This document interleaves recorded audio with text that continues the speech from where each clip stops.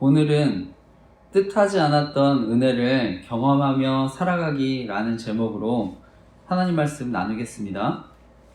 제가 지난주에 교회 옆에 골목에서 이제 주차하고 있었을 때 제가 이제 뒤로 빼면서 차를 못 보고 가벼운 접촉사고가 있었는데요.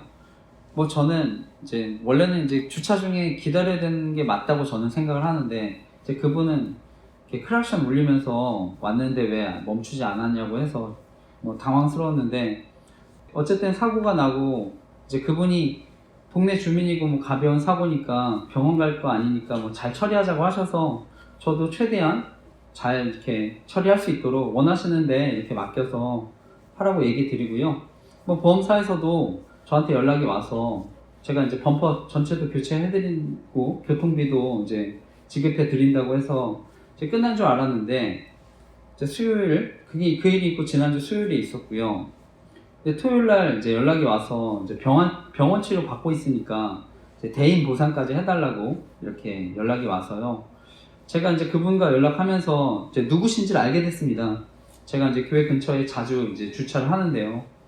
한 번은 그 가게 앞에 이제 제가 주일날 늦게 이제 차를 댔는데 거진 11시 다 돼서 이제 제가 운행하고 그때는 아이도 이렇게 데려와서 할 때 제가 차를 댔다고 해서 이제 차를 빼달라고 가게 앞에 저는 문을 늦게 여니까 가게 문 늦게 여니까 그날은 안 하는 줄 알았는데 결국 한다고 하셔서 이렇게 빼드릴 때 저는 이제 그분을 그때는 직접 못 빼고 그때는 이제 아내 통해서 이제 차도 빼드렸었는데 저는 요번에 목격자도 있었고요. 분명히 경미한 사고라는 거 아시고 본인이 이제 잘 처리하겠다고 하셔서 저는 당연히 이게 대인 보상까지는 갈 문제는 아니라고 생각해서 저는 이제 보험회사에서도 얘기하긴 했는데요. 이제 그분이 이제 법적으로는 이제 유리하다는 걸 아시니까요. 결국 이제 경찰에 이제 신고하셨습니다. 그래서 제가 이제 경찰서 가서 이제 조사관님도 만났는데 원래는 이제 경미한 사고에 저 같은 경우는 이제 마디모라는 프로그램이 있어서 사고 정도에 따라서 판단할 수 있는 게 있는데 저의 경우는 주차를 하기 위해서 후진하는 중이었으니까 그런 건 해당이 안 된다고 하더라고요. 그리고 이제 대인 보상이라는 게 1하고 2가 있는데 저는 이제 1만 들고 2 대인 보상 두 번째 이제 종합보험은 안 돼서 제가 이제 법적으로 이제 불리하다는 얘기를 들었습니다.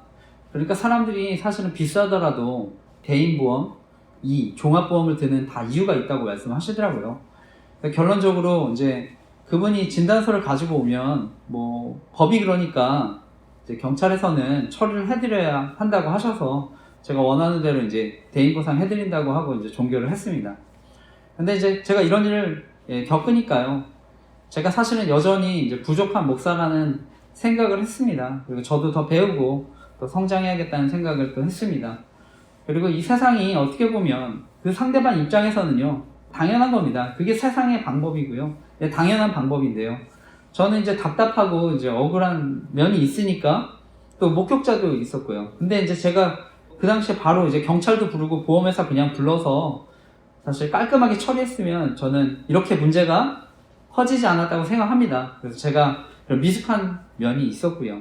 게다가 저 같은 경우는 저희 교회가 또 제가 조직 스토킹 범죄를 또 알리면서요.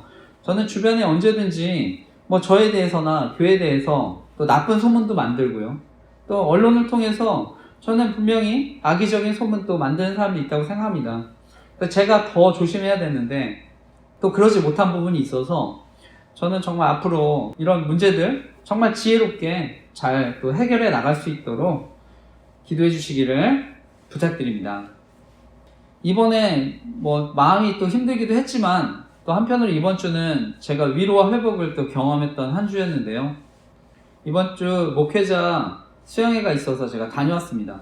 그래서 원래는 참석 안 하려고 했는데 그리고 제가 이제 아르바이트를 이제 최근에 여러 가지 일 때문에 또 아르바이트도 해야 될 것 같아서 이제 아마 구해야 될 것 같다 하시니까 그냥 수양회비 또 내주시겠다고 또 하신 분이 계셔서 또 참여도 하고 좋은 시간도 가졌는데요.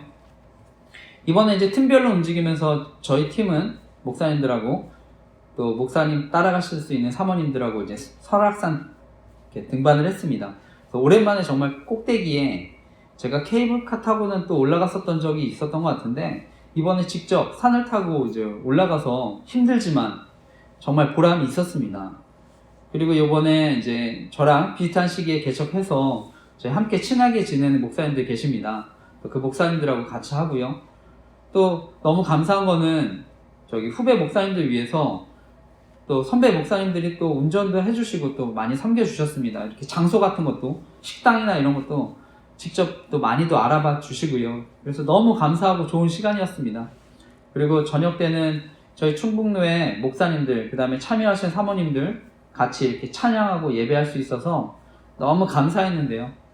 그리고 이제 돌아와서 제가 이제 초등학교 때서부터 친하게 지냈던 친구가 이제 방문을 했습니다.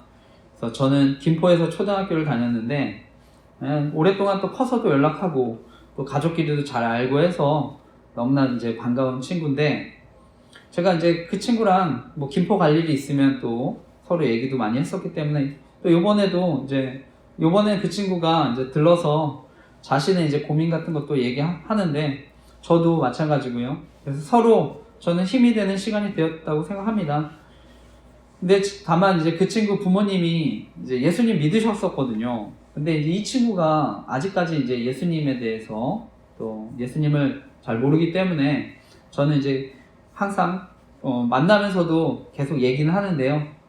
저는 이 친구가 정말 힘들 때 술과 어떤 담배가 아니라 정말 하나님의 어떤 위로, 그런 축복들을 좀 경험했으면 하는 마음입니다.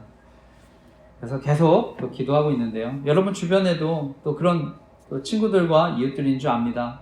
그래서 기도했으면 좋겠습니다. 오늘 계속해서 마태복음 말씀 또 나누고 있는데요. 지난주는 장로들의 전통, 그것을 이제 가지고 예수님의 말씀, 하나님의 말씀을 이제 무시하는 그 유대 종교 지도자들을 이제 책망하셨는데요. 오늘 말씀은 예수님이 이제 갈릴리 지방을 떠나서 두로와 시돈이라는 지방으로 가십니다. 거기서 이제 가나안 딸을 치료하는 말씀인데, 오늘 말씀의 제목은요, 뜻하지 않았던 은혜를 경험하며 살아가기인데요. 오늘도 하나님이 또 오늘 말씀 통해서 또 교훈 주시고 우리가 또 그 말씀 붙들고 살아갈 때 하나님의 사랑과 인도하심을 경험하는 저와 여러분 되시기를 간절히 기도하고 축복합니다.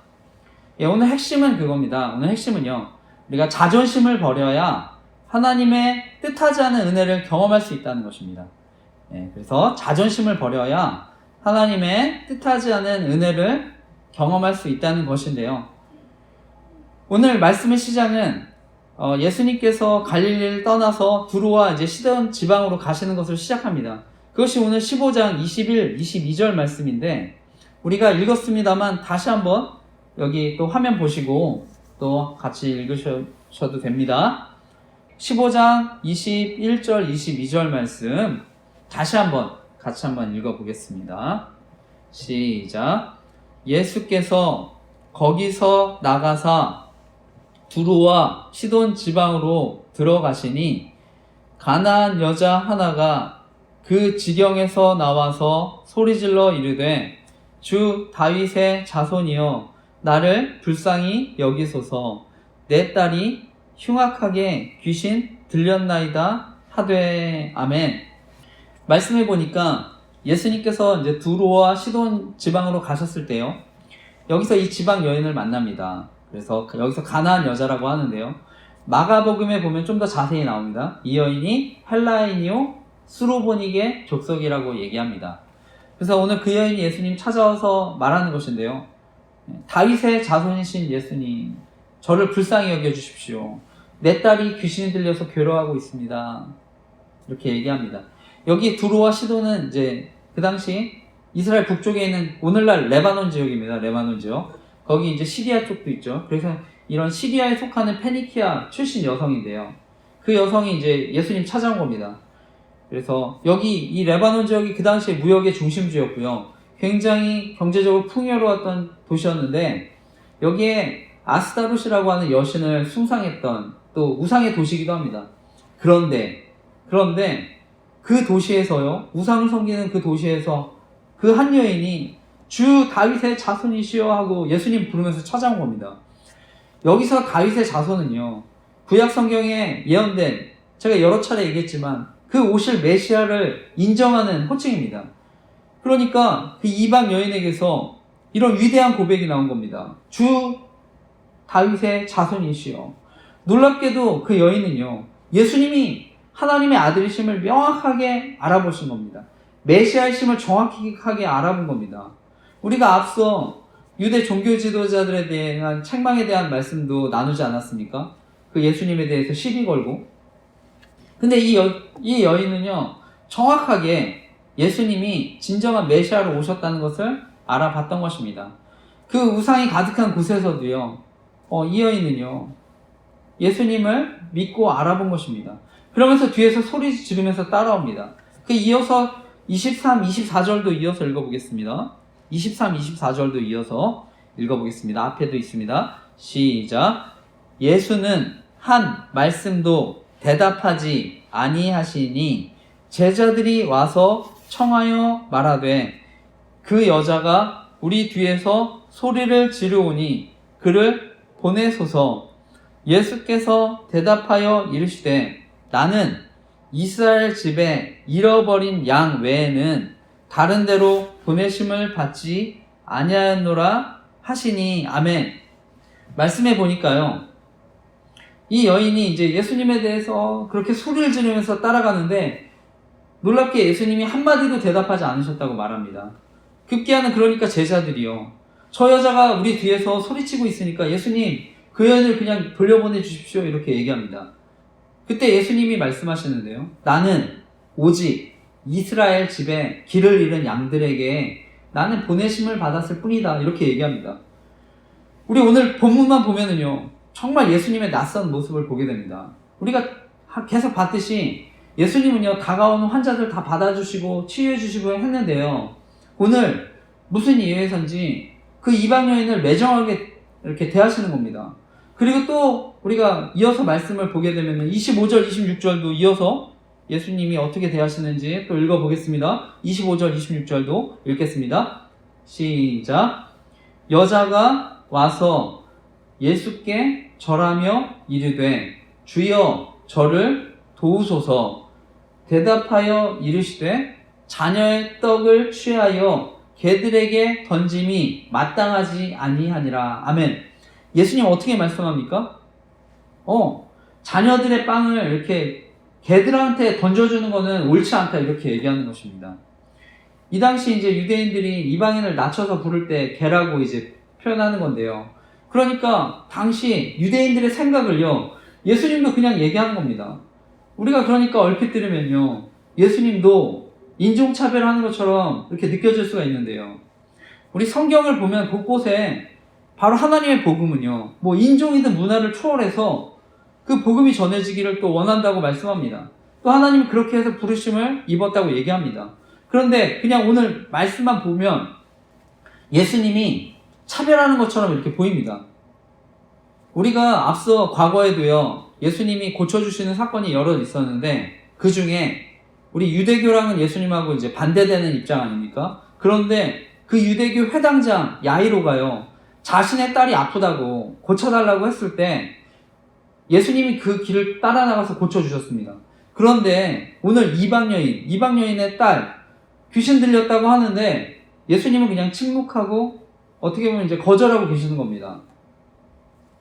그러니까 그 여인은 어쩌면 지금까지 뭐 살아오면서도 그 딸 때문에 조롱받고 뭐 소외되고 어떻게 보면 혼자 이렇게 외로움 속에 살았을 수도 있습니다. 그런 딸이 있으면은요.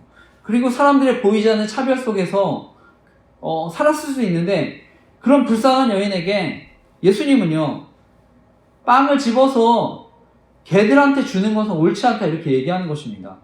그러니까 그 여인 입장에서 봤을 때는요, 얼마나 괴로웠겠습니까? 얼마나 마음이 상하고 안타까웠겠습니까?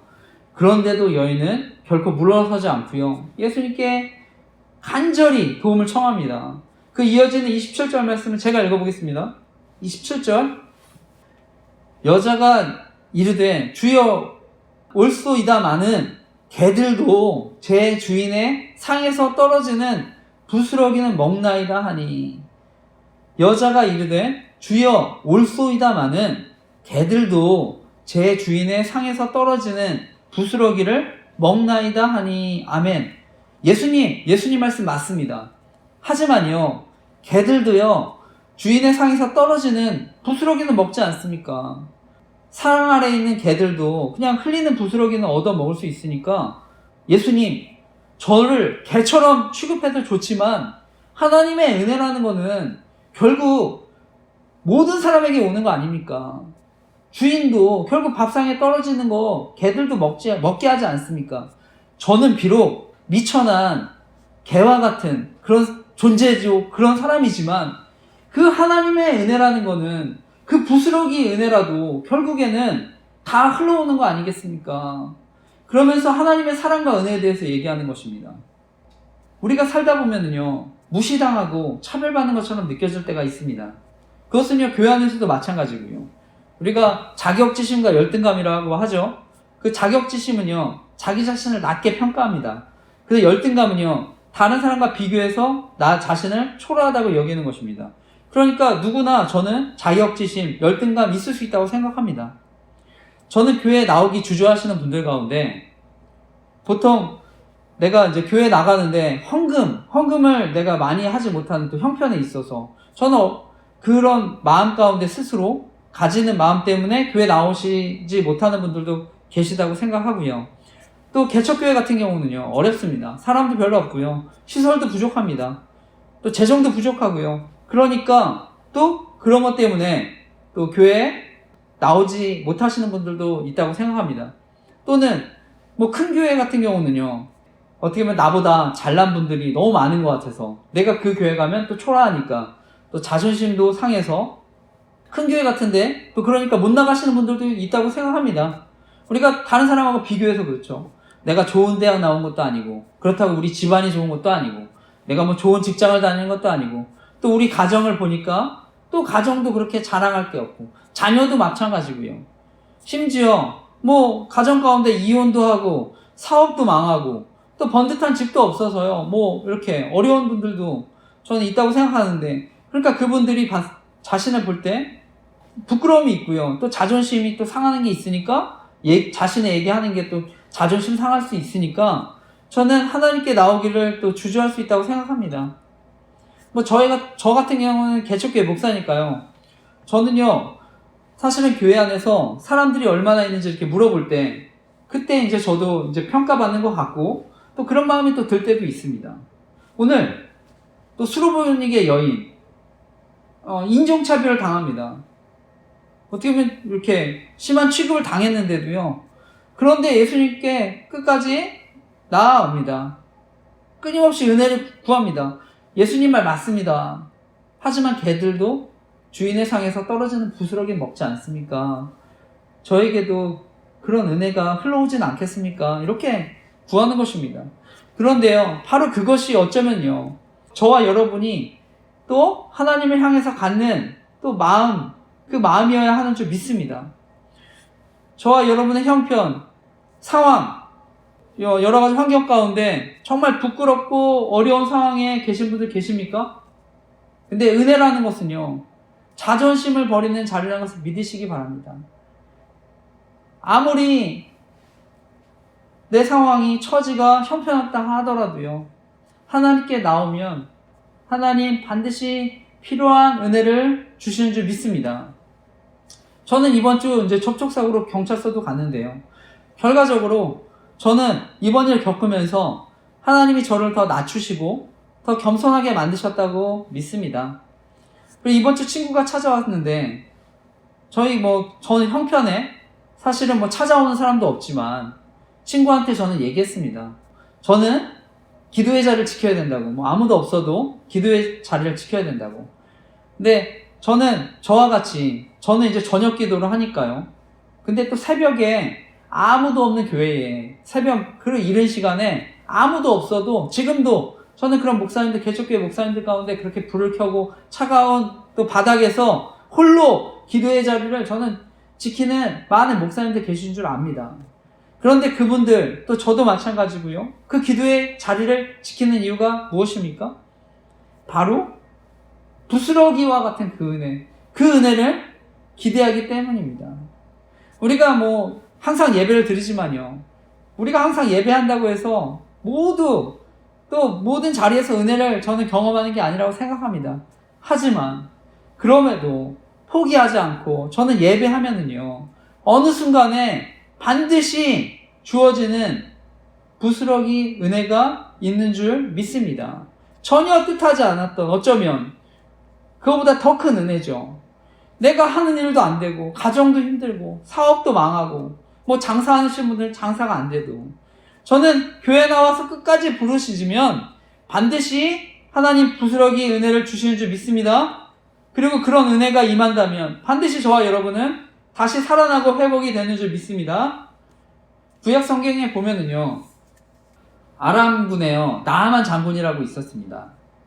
그 장군은요, 모든 걸 다 가졌습니다. 그런데 나병이라고 하는 자신 안에 가진 치명적인 그런 아픔을 가진 사람이었습니다. 그런데 그가, 엘리야라고 하는 선지자가 그것을 고쳐줄 수 있다는 것을 소문을 듣고요, 먼 길을 이렇게 갑니다. 그런데 그 엘리야 선지자는요, 먼 길을 왔지만 만나주지도 않고요, 그냥 종을 시켜서 요단강에 가서 7번 목욕하면 나을 거라고 얘기합니다. 이 나아만 장군은요, 굉장히 분명히 자존심이 이제 상했습니다. 그럼에도요, 겸손히 요단강에 들어갑니다. 그랬을 때 치유의 역사를 경험하게 됩니다. 근데 만약에 나아만 장군이요, 그냥 계속 자존심 세우면서 자신의 나라로 돌아갔다면요, 그는 영원히 나병이 치유되지 않았을 수도 있습니다. 오늘 이방 여인은요, 자존심을 세우지 않고 결국 예수님께 은혜를 구합니다. 그리고 그 은혜를 포기하지 않는데요, 그때 하나님, 오늘 마지막 말씀인데 결론적인 말씀입니다. 어떤 은혜를 주십니까? 28절 말씀, 오늘 마지막 말씀인데 이거 같이 한번 읽어보겠습니다. 하나님이 주시는, 포기하지 않았을 때 주시는 그 은혜, 28절 말씀 같이 읽겠습니다. 앞에 화면에도 있습니다. 시작.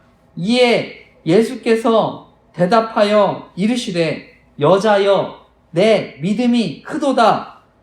내 소원대로 되리라 하시니 그때부터 그의 딸이 나으니라. 아멘. 한 번 더 하겠습니다. 이에 예수께서 대답하여 이르시되, 여자여, 내 믿음이 크도다. 내 소원대로 되리라 하시니 그때로부터 그의 딸이 나으니라. 아멘. 내 여자야, 내 믿음이 크다. 내 소원대로 되리라. 예수님 말씀합니다. 오늘 말씀을 마치면서요, 오늘 이 여인은 예수님께 도움을 구했지만 굉장히 어려운 처지에서 귀신 들린 딸, 그 딸을 위해서 다가갔지만 예수님이 불쌍히 여기시지 않는 것 같습니다. 오히려 차별하는 것 같이 여겨지고, 자신이 사람들 앞에 또 무시받고 이렇게 자존심 상한 가운데서도 나아갑니다. 그때 이 여인은요, 바로 하나님의 이런 칭찬을 듣게 됩니다. 내 믿음이 크도다. 내 소원대로 되리라. 결론적으로 이 여인이 바라는 것은요, 은혜입니다. 은혜. 바로 간구하는 자에게 반드시 돌아오는 은혜. 부스러기와 같은 은혜. 언젠가 자신에게 돌아올 수 있는 은혜. 그것을 기대하고 나아간 것입니다. 역대하 16장 9절 말씀인데요, 이거 제가 찾아서 앞에 띄우겠습니다. 역대하 16장 9절 말씀인데요, 네, 앞에 보이시죠? 네, 이거 같이 읽겠습니다. 16장 9절 같이 읽겠습니다. 시작. 여호와의 눈은 온 땅을 두루 감찰하사 전심으로 자기에게 향하는 자들을 위하여 능력을 베푸시나니. 예, 여기까지 다시 한번 읽어보겠습니다. 시작. 여호와의 눈은 온 땅을 두루 감찰하사 전심으로 자기에게 향하는 자들을 위하여 능력을 베푸시나니. 아멘. 오늘 하나님은요, 전심으로, 자신의 형편과 처지가 어떻든 전심으로 자기를 향하는 사람들을 위해서 능력을 베풀어 주신다고 말씀하십니다. 그래서 그 전심으로 찾아오는 자들을 결코 외면하지 않으신다고 말씀하십니다. 우리 하나님의 은혜와 복음이라는 것은요, 이방인이나 유대인이나 차별이 없습니다. 전심으로 은혜를 구하는 자, 그들에게 하나님 은혜를 주신다는 것을 믿으시기 바랍니다. 저는 이번 주 제가 혼자 기도하고 이렇게 찬양하면서 하나님 부스러기 은혜를 또 경험했는데요. 제가 이제 그 찬양 가운데서 특별히 하나님이 주시는 은혜의 찬양이 있었습니다. 그것이 주 예수보다 더 귀한 것은 없네. 주 예수보다 귀한 것은 없네. 그 찬양인데요. 잘 아시는 대로 가사가 이렇습니다. 주 예수보다 더 귀한 것은 없네. 이 세상 부귀와 바꿀 수 없네. 영 죽은 내 대신 돌아가신 그 놀라운 사랑 잊지 못해. 2절입니다. 주 예수보다 더 귀한 것은 없네. 이 세상 명예와 바꿀 수 없네. 이전에 즐기던 세상 일도 주 사랑하는 맘 뺏지 못해. 3절입니다. 주 예수보다 더 귀한 것은 없네. 이 세상 행복과 바꿀 수 없네. 유혹과 핍박이 몰려와도 주 섬기는 내 맘 변치 않아. 아멘. 우리가 살아가는데 뜻하지 않은 고난이 있으십니까? 근데 기도하고 찬양하는 가운데 또한 뜻하지 않은 부스러기 임에도 은혜도 임하는 줄 믿습니다. 그래서 바라기는 이번 한 주도 때 형편과 처지가 아무리 부끄럽더라도 하나님의 은혜만을 바라보고 또 흔들리지 않는 믿음으로 살아가는 저와 여러분 되시기를 간절히 기도하고 축복합니다. 그래서 이번 한 주도 내 믿음이 크도다 내 소원대로 되리라 칭찬 듣는 저와 여러분 되시기를 간절히 기도하고 축복합니다. 아멘.